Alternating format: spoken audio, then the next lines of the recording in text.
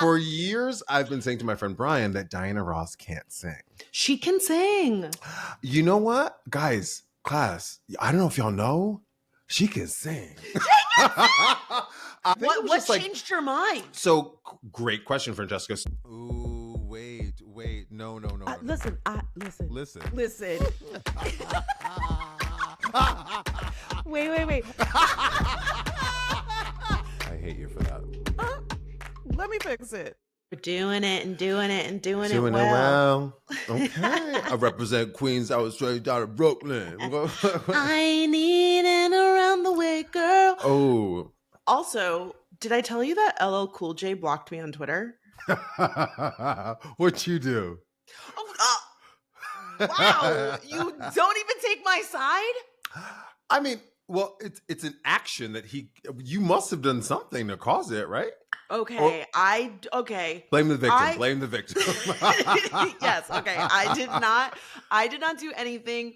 What I did do was I made fun of the song he did with Brad Paisley called Accidental Racist. Do you remember the song? Wait, so you did do something. So, don't make it seem like the question was out of pocket. But he deserved continue. it. But he deserved it. I don't know this song. No, I don't know the song. So Brad Paisley is this country singer, and he made this song. I want to say this was 2015, maybe. And the song was called Accidental Racist. And it was just a country song about how hard it is to be white and how he just wants to do what's right, but he just keeps fucking up and it's so hard. And then LL Cool J does a rap.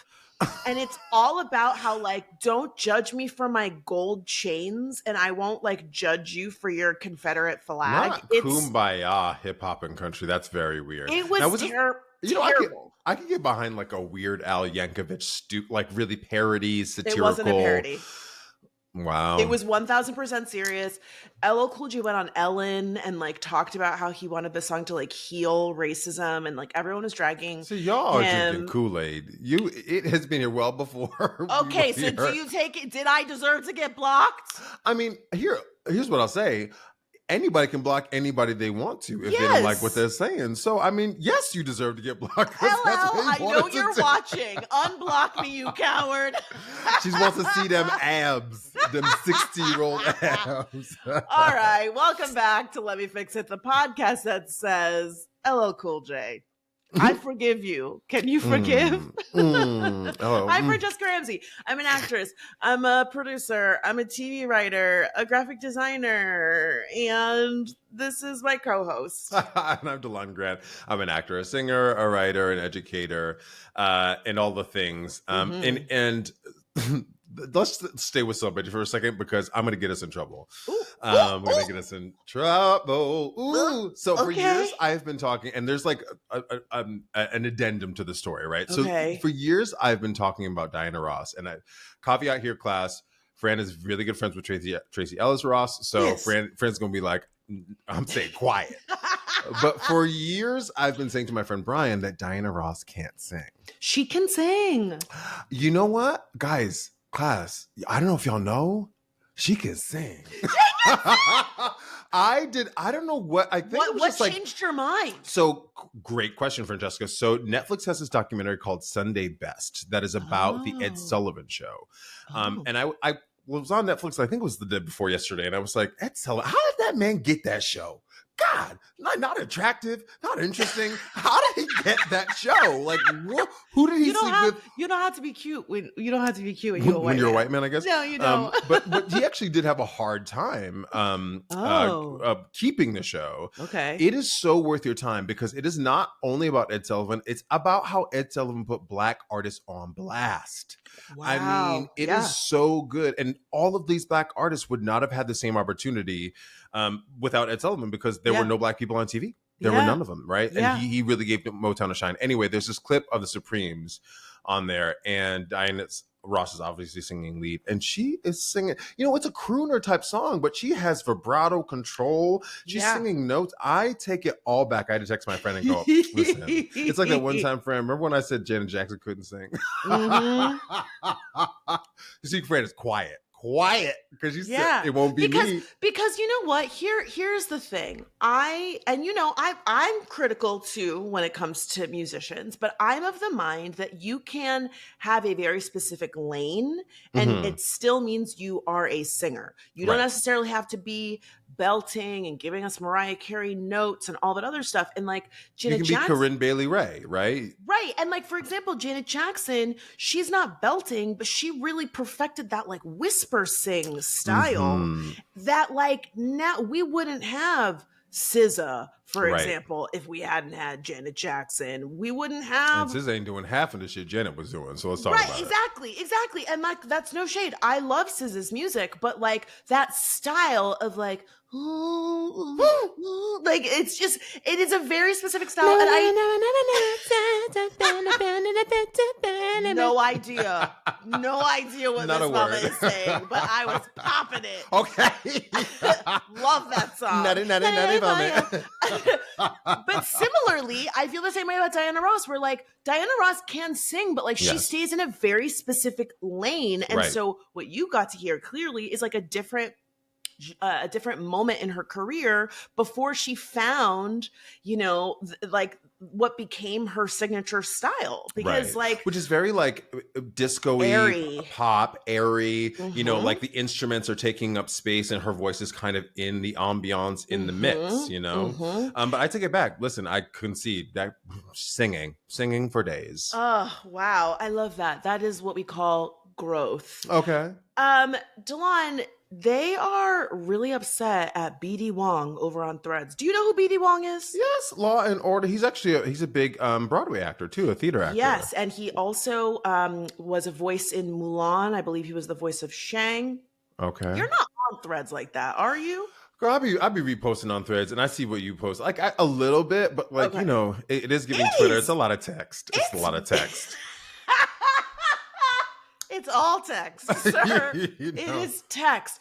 Okay, so BD Wong it's really interesting because there's like this trend, and maybe this is a recession indicator, because there are a lot of celebrities who are now trying to be like internet comedians. Like you always see them in somebody's comments, like saying something quippy, and you're like, is that Tyrese? Like, what are you doing here? Wait, what did he say? So this like creator who does like animal content, I forget what his name is, black guy who's always with like some wild animal. He posted a photo of him with some strange animal. I don't know what it looked like, a Tasmanian devil or something, some sort of like wolfy thing. Ooh. And he said, name this animal, wrong answers only. This is like a common trend online where people then say like, oh my God, that's my mother-in-law or something like that, And so BD Wong responded, that's a black man.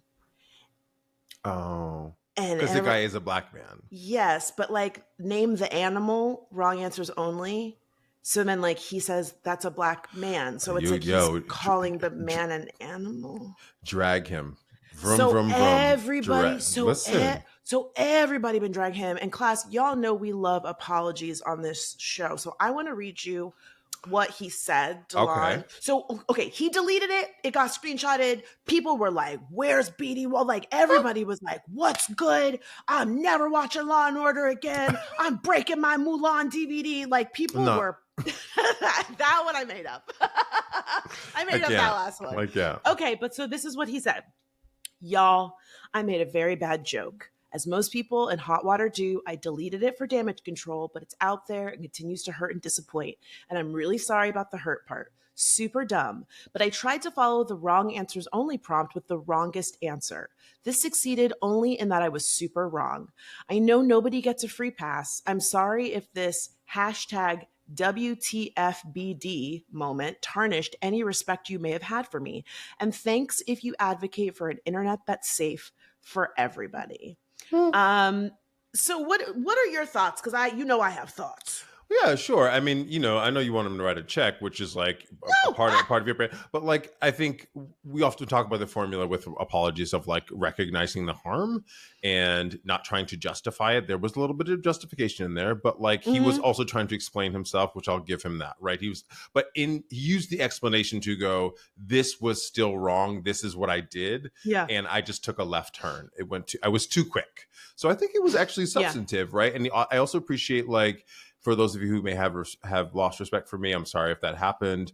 But it sounds like he's willing to take the L, and I think it's positive. I mean, it doesn't mean you shouldn't still drag him because it was a moment and it's an internet moment, but that's where I'm at.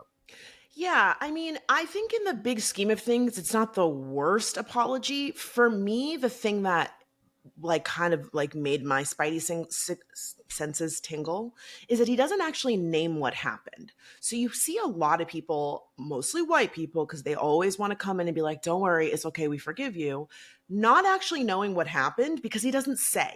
He just says, hey guys, I made a joke that was bad and I deleted it. And so to me, when people do that, it feels like a very convenient way to avoid accountability. Because if you don't know what happened and you didn't see it, then you're just like, why is everyone being all like taking this rolling this out of proportion and blah, blah, blah. And like it turned into truly, Delon, like my timeline has been taken over by the white people being like, it's fine, this isn't a big deal. Black people cry about everything. And Black people being like, you're not even acknowledging what happened. So how can someone tell me to accept this apology or that we're doing too much when you haven't even really, so you just said like, hey, I made a bad joke.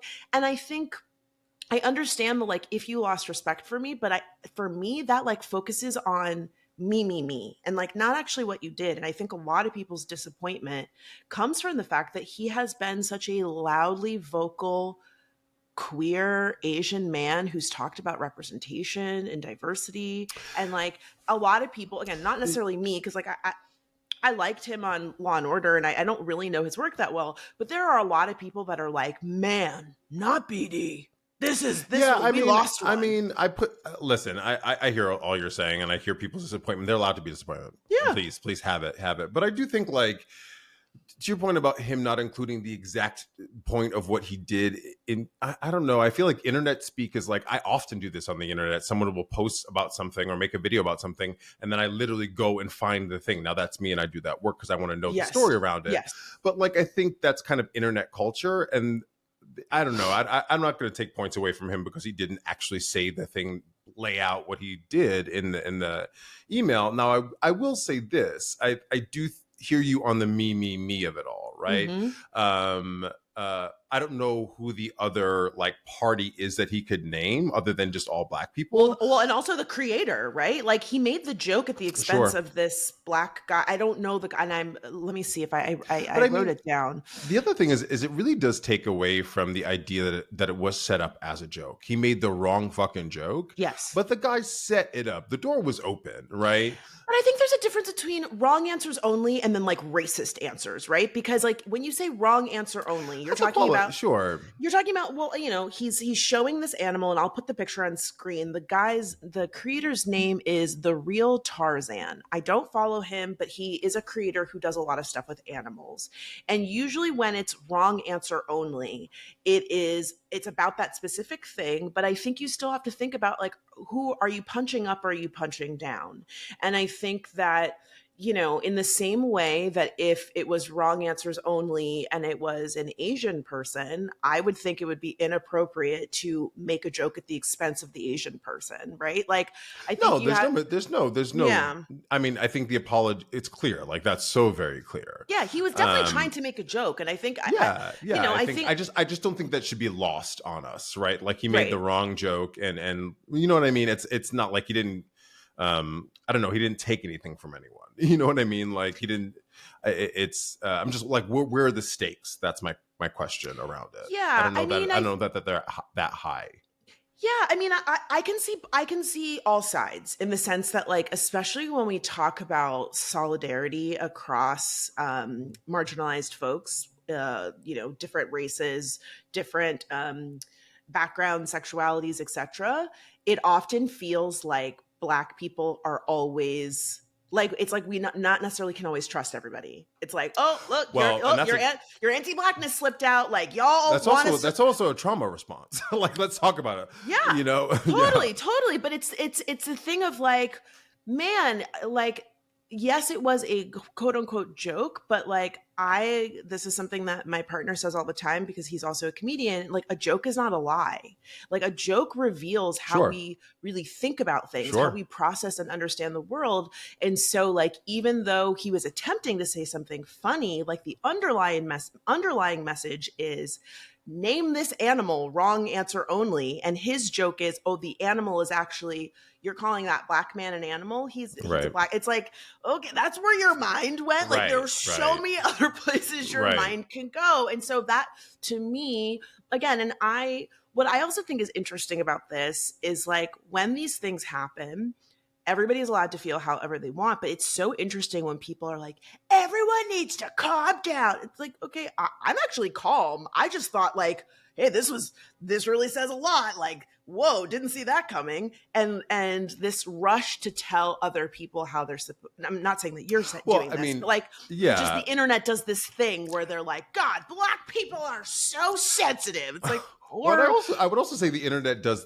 the other thing too, which is like the internet automatically has an opinion. Yes. All in the same like vein, people are like calm down. People are jumping on BD Wong and having an opinion about the thing. So that's just like internet. Like we are. culture. Yeah, just like we are. As we sit here and have an opinion about it. Literally, as we sit here and do the same thing. Wait. Can I like add something adjacent to this? Yes. So I was texting with a friend and we were talking about, I don't know how it came up, but we're talking about HIV, gay, queer, on a black thread, right? And we're talking about the HIV numbers in Atlanta in particular have been skyrocketing among black people. Yeah. Black people, black men and women, mainly men who have sex with men, black men, right? So we're talking about PrEP, which is pre-prophylaxis, which is a pill that you take every day to prevent getting HIV. And there are a lot of people who have HIV also take something similar to that to keep their viral load down, so they from can't being undetected, so they can be undetectable and that not makes them give it to undetectable. people. Yes. Right. So we're having this discussion about PrEP, and a friend of mine kind of flippantly says, I don't understand why these people just aren't on PrEP. And we talk about black on black love, not when they're out here. What do you say? Not when, I can't remember the exact quote, but not when they're out here contracting HIV, basically. And I clap back being like, oh, okay, you were with me on the conversation before, but the idea that black on black love is avoiding black on black love is because of HIV is like racism. Like saying like that's why some people are in relationships with other black people because of that. Like why would you date another black man because he might give you HIV? And like I don't think that's a leap. I didn't make that leap. Yeah. It was like the way he said it. Anyway, we got into this heated debate about racism and whether that was racist or not. And I was like, and was this person black? Yes, all of us are black on the thread. Okay. Yeah, and I think it's giving like a little internalized racism, for sure. But I just like that was also something that I that kind of fired off on like black people too. I guess is my point. Yeah, black people do it too. Well, yes, I guess, I mean, and I don't want to put words in your mouth, so please correct me if I'm wrong, but it sounds like the note behind the note is this idea that like everybody has blind spots and that no one is immune to sometimes saying the wrong thing. And I think that was absolutely well dissected. Thank you. Yeah, and I'm your translator. Do you remember that sketch on Key and Peele where there's like the Obama translator, where Obama was like mad about something, and then like he had a guy that was translating for him? Remember this. That's it's a really funny sketch. I'll send it to you. That's me. You say it, and then I go, okay. So what I'm hearing is, yeah, and I think. I think that is a really good example because the reality is like, yes, everyone does make missteps. And I think that that's the thing that frustrates me when the BD Wong of it all happens. And people say like, hey, this is not okay. This is how I feel about this. And it turns into, you're burning him at the stake. It's like, no one's being burned at the stake by people saying, hey, that wasn't cool. Right. And like, you need to be more thoughtful about how you use your platform. And while maybe you didn't intend to hurt people, you're opening the door for all sorts of like racist stuff to be said in your defense and black people to be attacked all over the internet because there are these people who feel uncomfortable when your racism is checked. And so they think like, we have to defend BD Wong, and similarly, you have a friend who you guys agree on all sorts of things and have a great relationship. And now he said something that you don't agree with. It doesn't mean like, okay, I'm throwing you to the wayside. Our relationship is over. You're stupid, whatever. It just means like, this is a moment of, what do you say? Rupture and repair. Eruption repair, growth. Right? Like this Right. is a moment for us to like talk about this thing and learn something and hear each other's perspective and like find a way forward. And it's never fun. It's just like part of life. And to your earlier point, the challenge when it happens online is like the temperature just gets so turned up no matter how you approach it. You can say it in like the most plain language possible and people will be like, you're crazy. Well, it's because internet is it's such outrage porn, right? Like that's how people, I mean, that's why we run to the comments when we see something ridiculous. You go, what are people saying? Speaking of social media and what are people saying, I know it's past the date, but they're extending Black Friday more and more. Can we talk about Target and these swag bags? Wait a second. Let's talk about Target, because why was y'all at Target? I saw so many people crying about, my swag bag was terrible. Bitch, you shouldn't have been there. You should have been at home. You should have known better. Standing out in the cold for something you can buy? For a bag that looks like a piece of aluminum foil with a pack of Skittles and some bubble gum, just like nothing in there. Here's what, it's just like a stupid move on Target's part. Why? Because what did they do? What happened? So I think it was on social media. They posted this thing. They were like, the first 100 people the day after Thanksgiving, when the stores open at 6 a.m., they will hand out these things and they will get a swag bag, right? So people are lining up, getting ready in the depths of winter, Yes. And so people are videoing, TikToking, they get in there and people get their bag. In class, I don't even know if you remember what was in the bag. It was a little package of Nerds. It was some electrolyte packs. It was a Uno pack of cards. It was like an Elf lip gloss thing. And I think maybe one other thing. And that's a swag coin purse. That's a swag white elephant gift is what it is. They did give out like a couple people got like ninja, blenders or something like that. But that was like a handful of people. But this was such an opportunity for them to do a great PR move, right? Give $25 gift cards away. You're not hurting for cash, right? Do something big, but people are dragging them on social media. Yeah. And you're right. Why were you at Target? That's what you get. But also, this is not going to help Target. Yeah, I mean, to your point about they could have done a $25 gift card, they should be trying to regain our trust and respect by putting money into, marginalized communities. Y'all did all this whole thing about how you're rolling back DEI and whatnot. And so we showed you by closing up our wallets. And, I have no interest in going back there. But like, if they really wanted to, good faith show people that they were trying to change and earn their business back, they should have given some money to, I don't know, like unhoused people, shelters, I mean, like they haven't even admitted they did anything wrong. Exactly. And so they're acting confused. I have no sympathy for people that stood out there in the cold of their own volition when they know full well we are in the middle of a boycott. Y'all got exactly, and that's the other thing that's so wild to me. It's like, why tell us about it? Take your L in private. You didn't have to post a video about that. Right. Why am I in it now? The outrage of it all. One other thing about Black Friday, though. So did you see that clip about the woman who went to Michael's and saw how they priced things?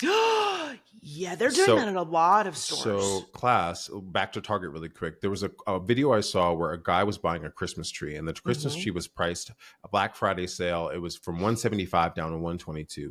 He pulled a little sticker back off the thing, and it was $120. So they're lying about the prices. This woman normally buys these like little little houses that she paints from Michael's, and it was normally like $649. But Black Friday sale were like, hey, it was normally $12.49. Now it's 50% off. And she was like, are you fucking kidding me? And they took the pricing machines away where you can check the price. I was like, y'all are listen, capitalism is one thing, but these businesses need to be called out. We need to start dragging all of them because they're lying to us. They're doing it. They're doing it all over. And I think, again, it's because of what we talked about on the show many times over. People are really counting their coins going into this holiday season. And they're doing all of these tricks to try and make you think that you're getting a good deal. But like, shout out to the internet. This is why, again, they want to take TikTok away. For real, though. Because people are exposing the shit. I also saw, this was also at Target, that they've taken the price off of a lot of items. Oh, yes, that's it too. You don't know how much it costs till you get to the register. Again, why are you in the store in the first place? Take your ass home. And here's what I will also say. This is a great time if you feel so compelled to buy something.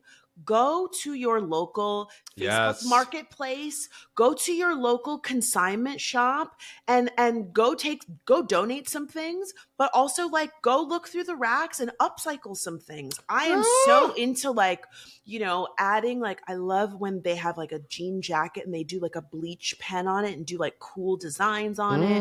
I'm really into visible mending. So I have some jeans that have holes in them and it's like an embroidery technique that like you can layer different fabrics and it's almost like, patchworky. It's really cool. There's so many awesome tutorials all across social media that will teach you creative ways to take things that are already in your closet or things that you purchase secondhand and revamp them. This is the time to get creative. And I also just want to say one thing about the local thing too, because I know sometimes people, I felt like this in Brooklyn a lot. Like I would go to my local bodega and like, try to shop local, but then I'd be like, oh God, well, I know what's at CVS. So I'm just going to get on the train and go there or whatever. Google what is around you. Like this is something I told myself because I'm trying to do this economic boycott. I was like, you need to Google what's around you and shop local. You can find it. I promise you'll be able to find it. Or like, there's items that you're like, oh, well, I could get it on Amazon or that, it's easy to get it there. To your point, you can track down who actually makes the thing and find it. And especially, again, as we are in these economically challenging times, it is the mom and pops, it is the small businesses that are really going to suffer. Right. Because everybody does go to the big box stores because it's so convenient. And this is a thing that we've talked about many times. And what inspired me to get into the visible mending is finding slow hobbies and training ourselves to be okay with things taking time. Yes. You order something from a small business and then you see, oh, it's going to take 2 weeks to get here. Everyone's like, I got 2 weeks is not that long. It's really not that long. I ordered these plays from the actual place that like, I forget what, like it's called Dramatist, whatever. Anyway, and I was like, where are these fucking plays? I have to read these plays. Where are these plays? I have to read these for work. Girl, forgot about the plays. And then in my mailbox, I was like, what is this package? Who sent me some? I was like, oh, they're the plays. How long did they take? It took a week and a half. I was like, oh, it's Christmas. Yeah. To your point, it's ridiculous. It's ridiculous. We have become a microwave society. It is okay for things to take time, know, and this whole like, and look, I get it. Sometimes like life happens and sometimes you need to do something last minute. But again, that's when you get real creative. I got to say, my birthday was recently and I got so many great presents, but I also was like, oh, we pension pennies around here because every present was wrapped in a brown paper bag. They made a collage of your friendship for a gift. I'm so, you know what? I'm not mad at it. I had a friend get me a pineapple. And you know what? Fucked that pineapple up. Fucked that pineapple up. I cut that bad boy up. You ain't know you needed it. You ain't know. Listen, a little pineapple and some yogurt?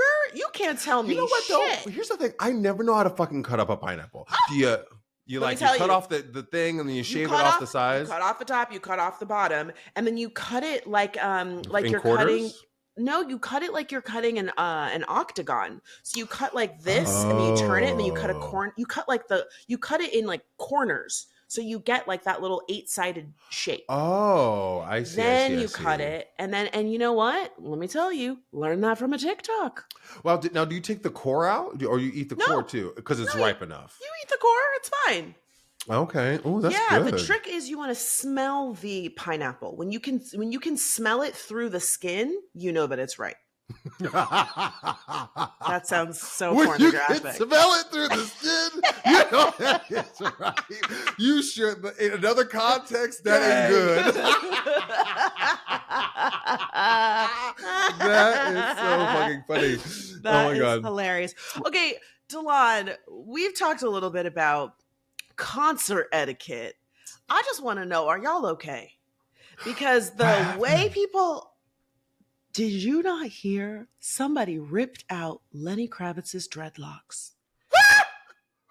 For what? He was leaving. They ripped out his dreadlocks? And you know what? I can't find confirmation, but I bet the person looked just like this. They ripped out 4 of his dreadlocks. Oh my god. He was walking. He was leaving. And they said, are you going to go my way? And they snatched or the highway. They snatched those dreadlocks out of his head. The fuck? Why would they do that? I don't know. And I think I need everybody to stay inside. I think we need to shut it down. Y'all should not be allowed to go anywhere. And he was a very good sport about it. He like posted on his Instagram this like video being like, they really got me. I mean, truly, if I was him, I wouldn't be going anywhere ever again. I mean, I'm sure he's icing the back of his neck. They pulled that out of your scalp? Yeah. That is crazy, man. Yeah. You're right, friend. You are absolutely right. Because lest we forget, Beyonce done lost some tracks from a concert where she got the car stolen into. Yeah. Olivia Dean's out here, trying to help people get the right price. People jumping in the wicked guy who they jumped at Ariana. They grabbed Billie Eilish. God. Cardi B. Y'all. We're all in timeout. Oh, no one needs to go anywhere. Everyone needs to sit at home on the iPad and watch from home. You are so right. You need to get some hot chocolate and shed a tear, okay? What's gonna make you cry? We're all on punishment because of that one lady. Wait, have you heard about this new thing where we might be legally liable for our parents' elder care? I did hear about this because of that Oprah special. Yes. Did you see that Oprah special? Yes, okay. I did. Well, and Oprah, what business you got? You are taken care of over there, girl. Okay, wait. Well, and class, if you're not familiar, Oprah recently did a special for her podcast about going no contact with your parents. And that this is this like new phenomenon that our generation, more than any before, is cutting off contact with their parents.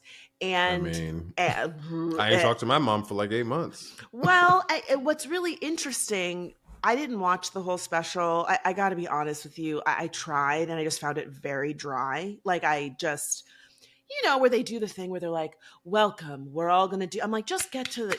You know what I mean? Yes. I mean, it's internet. It's the internet that has done that to us. Yes, and it does feel like, and this is no shade to Oprah, but it feels like even though this is a podcast and it's a video, it feels like a very old format. I was going to say it's antiquated. She does it very well, but it's older. Yeah. It's like a big, we're sitting in a room with all these people and it's like, welcome, we are going to talk about blah, blah, blah, blah, blah. And we have this person and this person. And it's like, oh my God, can we hear from the person? Girl, right. Also, like, you have graphics, girl? Give me some. I feel like it went Oprah TED Talk with graphics to us being like, just the internet, thank you. Yeah, and I like when I listened to people have cut it up all over the internet, and it just, again, I've watched a lot of this content because I do find it really interesting, but I think the underlying thing is that for a lot of adults who have these challenging relationships with their parents, there is the realization that like, well, if I don't depend on you financially and I don't live under your roof, why am I going to deal with you if you don't treat me right? All right, especially if I have boundaries that what is my bandwidth and what are my boundaries, and not you're not respecting either. Or of I them. have kids of my own that I need to take care of. Well, the thing about this legal thing though is I didn't realize that there are a certain number of states where, like, in the same way that your parent is liable for your person when you're a kid, legally, we are responsible to them under the law in certain states. And I think that is really crazy. This man got a $93,000 bill for his mother that he didn't even know didn't talk to her, didn't know anything about her. I was like, that is crazy.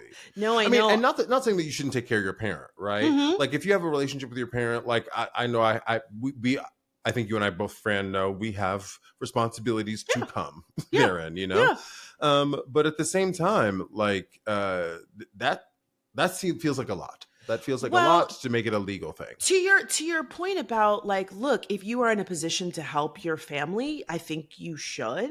But we don't necessarily always know all of our parents' business like that. Like, I know people who their parent has passed away, and then they find out that their parent had serious gambling debt, and suddenly they owe, Peter, Paul, and whoever all this money. And it's like, I didn't know about that, and now I'm on the hook for that. That's crazy.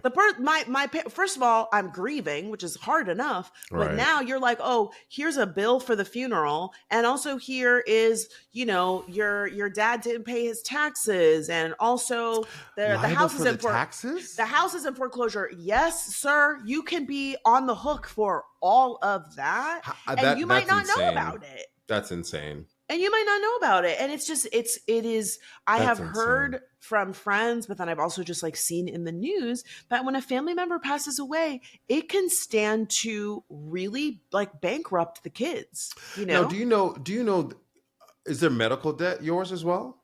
Yeah. What in the world? That makes no fucking sense to me. Yeah. I mean, sense to me. Not to justify it, but, like, when they died, the debt doesn't just go. They're not just like, bye. Like, literally, they will charge you.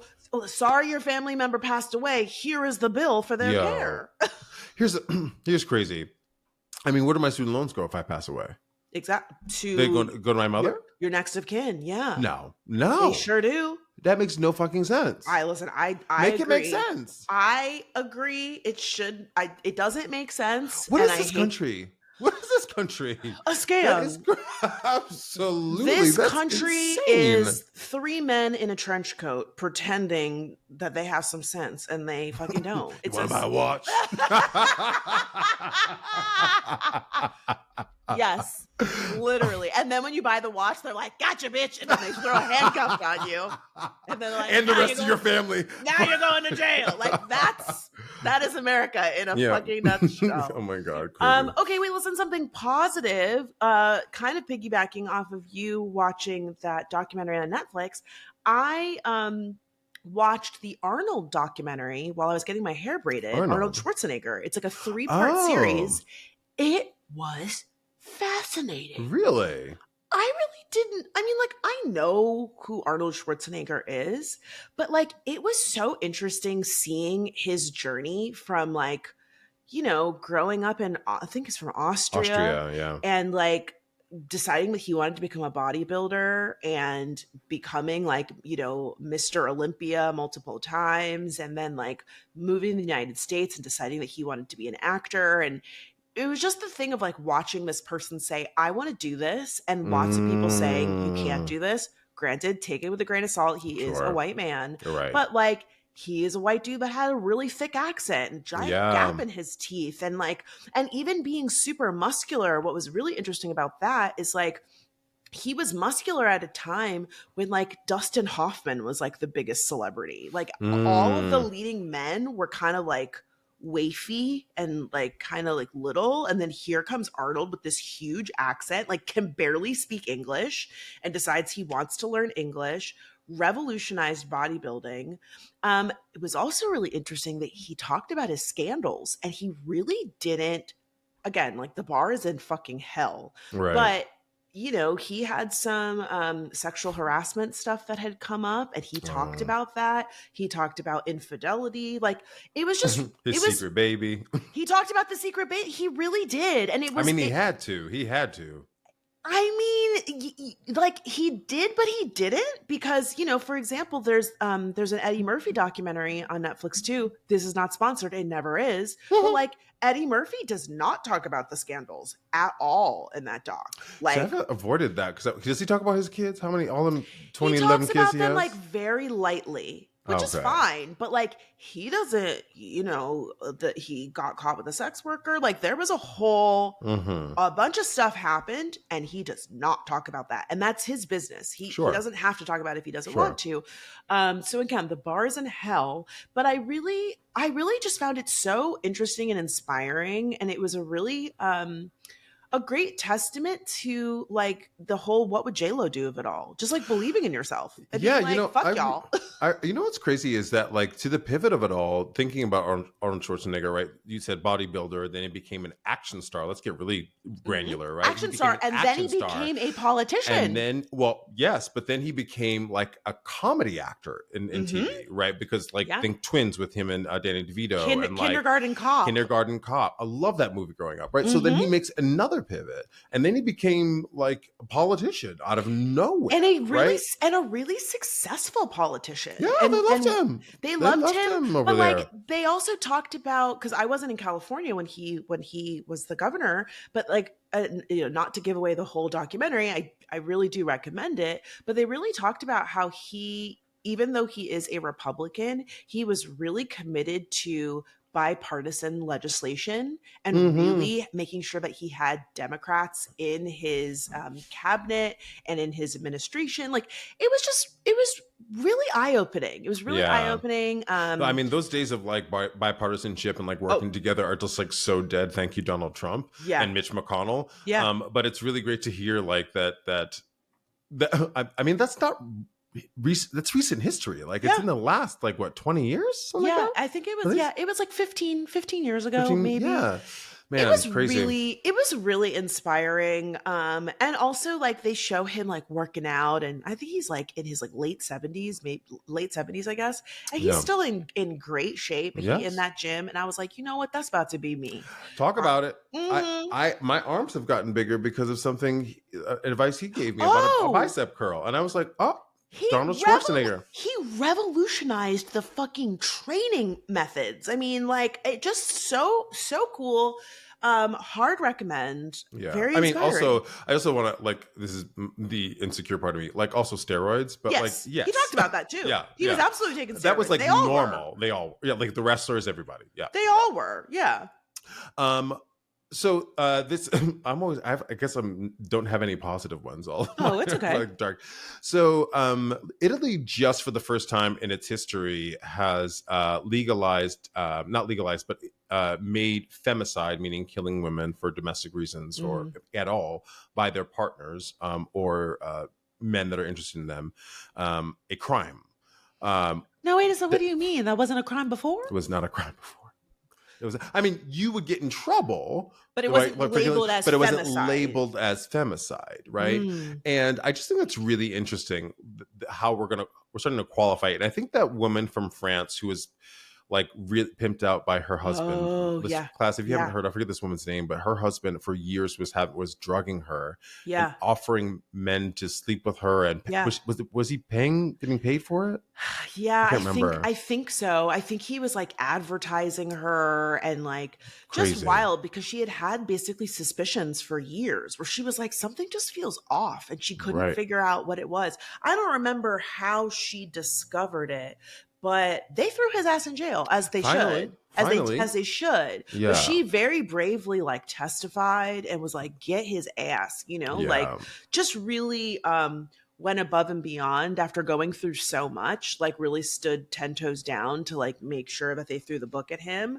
But it is really, I feel like every single time we have these like firsts, it just blows your mind. Like it's 2025. That's totally the point. And I'm like, I get it. Like, fratricide is killing your brother, or homicide is killing anybody. But when we have homicide, what is the performance part of it? Why is it now? If it's already homicide, if you're killing somebody, why is it making it? I guess it's a sentencing thing. If you kill a woman by femicide, you can get a more significant sentence or less. I don't know. Yeah, I mean, and I would have to read up on it to find out what their reasoning is. But if I just had to like try and guess, it might be in hopes of like drawing more attention to this, like the pervasiveness of this issue. Sure, You know, like sure. sometimes these policy changes are meant to hopefully enact, more conversations about sexism and domestic violence, and Right. maybe help allocate more funds to certain programs and things like that, prevention or shelters or things like that. I would guess that maybe that's part of it. That's really smart Yeah. reduction. Yeah. Yeah. Crazy though. Okay, this is going to be a hard pivot. Did you see that everybody was dragging Karoline Leavitt? I mean, they're always dragging Karoline Leavitt. Karoline Leavitt. God. Karoline Leavitt posted about her Thanksgiving dinner on Instagram. And I'm going to send you pictures. If you don't know who Karoline Leavitt is, she is the press secretary for the United States for Donald Trump. Yes, and she's thin-lipped, angry bitch. That old MAGA made-up face. That Mar-a-Lago face. Okay, Delon, I just texted you. These were the photos that Karoline posted on Instagram of her Thanksgiving dinner. And I am going to put them up on screen for everyone because look Girl, at that. that plate, this spread is dry as can be. Now, we know you hate people of color. Why you got to take it out on the turkey? I know you hate people of color, but you better find some butter. I'll tell you what. That is a white-ass turkey, not one bit of seasoning. Oh, God. This is what the Native Americans saw. They said, I'm going to help y'all out. They said, we need help, y'all. We need help you. And look at what we did. And look at what y'all did. What is this macaroni up here, though? Where's the cheese? I don't know. I don't know. And you know what? So you know what somebody said? Man, the internet is so vicious. Somebody said, well, she got that old ass husband. Maybe he's on a bland diet. He's not allowed to blend it up. There is not a fleck of seasoning on not this. A lick. Yo, and listen, let's talk about Thanksgiving for a second, because I went to my friend Brian's house and Brian put his foot in that food. He sure did. Class, have you ever had a deep fried turkey? Have you ever had a deep fried turkey? Oh my God, the most juicy, luscious turkey you'll ever taste in your life. I look at this and I go, well, okay, and where's the gravy? I want to piggyback on that because in my experience, turkey is always very dry and underwhelming for me. You know what we did? We did a Popeyes turkey. I have never in my life had a turkey that tasted this moist. Wet. How do they do it?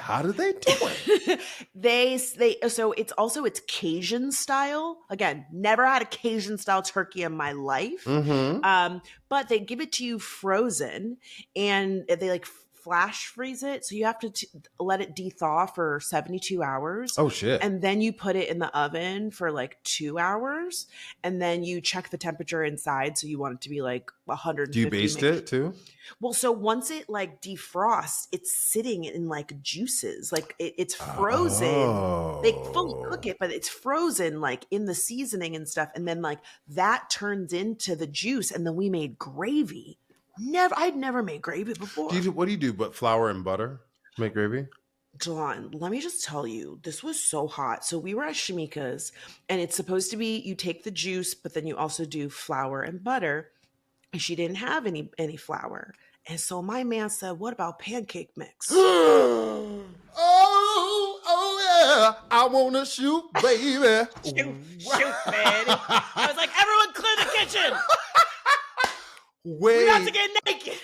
10 points for Gryffindor. Come on now. He said, pancake. And also, Delon, this was also as he was like cutting the turkey. He was like, because everyone was like, do we have this? Do we have this? And like, Shamika was so funny because at one point, our friend Sonia was like, do you have a baster? And Shamika was like, what the fuck is this? The bear? She's like, no, I don't have that. Like everyone was just asking her for random. I'm dead. Like a grater, the shit like you only use once a year. The shit that you literally like. You're like, why would I? Do you have a garlic press. Do you have a mandolin slicer? No, I do not have any of those things. So we made gravy with pancake mix, which is basically just flour with like a little bit of a little flavoring in it. Yeah. And then like turn it into this incredible gravy. Well, because it also has like the not only flour, but it's not pancake. It's not sweet naturally. No, but there's something else in there. Well, flavor. You just said it's like baking powder. Baking powder is in there, which is what makes the pancakes rise. But it's a very small amount. So but what you need is the gravy to thicken up. And so usually that's what you add. You add like starch, I think, or like arrowroot or something will help it like thicken up. But the pancake you only mix use once a year. Right, exactly. Like you and that 30-year-old cumin that you have. Let me tell you about this bitch on this whole. She was trying to tell me some recipe, and I was like, "Oh, girl, you know how I do. I need 5 ingredients." And Fran was like, "These are just spices that are in your cupboard." And I was like, "Oh, like that 7-year-old cumin." And then she would drag me for having 7-year-old cumin. I was like, "Girl, But okay, here's the thing. I just don't understand because cumin, you can use that for a lot of different things. You can then use it on chicken. There's chili. You don't make chili? Girl, you know that one time I made chili, I shit my pants at work. Do you remember that? No. Oh my God. It was when I first moved to New York. I shit my pants. Oh, and so that's the cumin is from that era. That's where it came from. That's why you have PTSD. You pick up that cumin and you're taken back to that moment. But I tell you what came out perfect though is Karoline Leavitt's dinner. This came out hard as a rock. Okay. It's so dry ass food. Oh my God. All right. What else is on your list before we wrap up?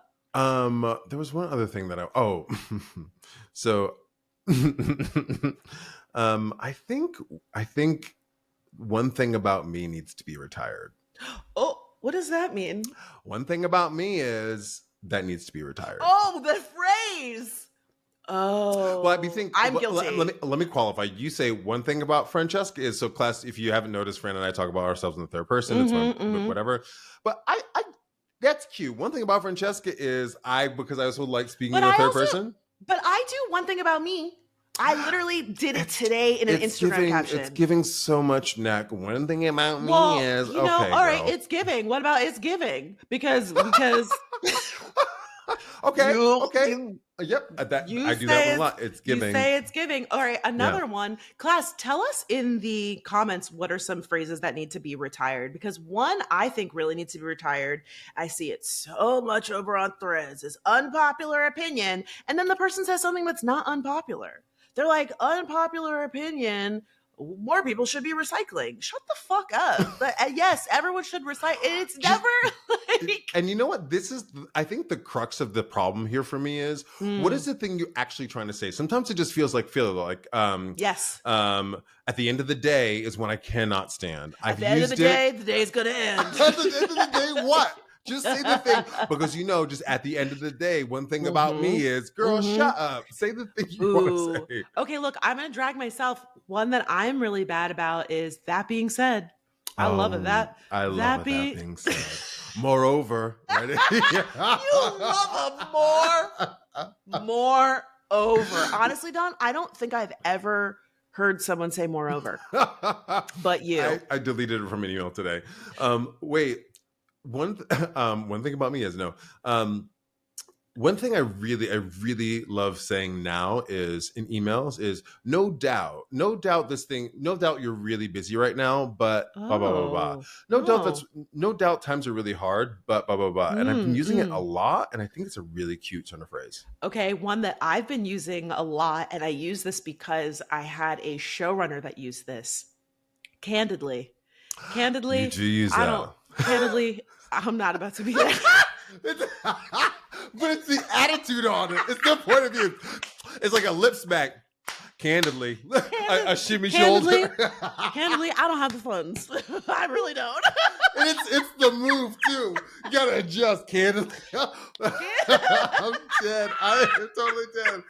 It's always when I'm turning down something. Someone's like, hey, would love to see you at this party, blah, blah, blah. We're going to start at 7. I'm like, candidly, I had a long day. I'm not about to be at that party. Just old and middle-aged.